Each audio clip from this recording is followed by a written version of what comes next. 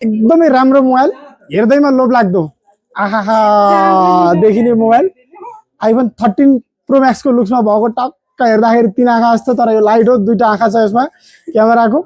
Type C port, 8GB RAM 256GB storage भएको mobile, Oppo को A3 model. तपाईहरुले आवश्यक पर्यो भने सम्झिनु होला संघर्ष इलेक्ट्रोनिक्स पसलमा। उहाँ चाहिँ आउनु भएको छ तिलकगुफाबाट। उहाँलाई हामीले एउटा बोटको इयरबड्स र साथमा मोबाइल दिएका छन्।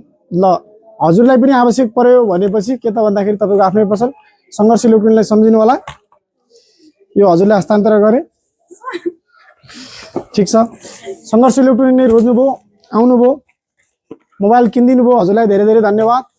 अनि यसपछि चाहिँ हामीले एउटा सानो क्विज राख्छौं, एउटा प्रश्न सोध्ने छौं। त्यो प्रश्नको सही जवाब दिनुभयो भनेपछि तपाईको लागि 2 जना आउनु भएको छ मोबाइल लिन, 2टा वाच मैले यो तपाईलाई अनिवार्य दिने नै छु।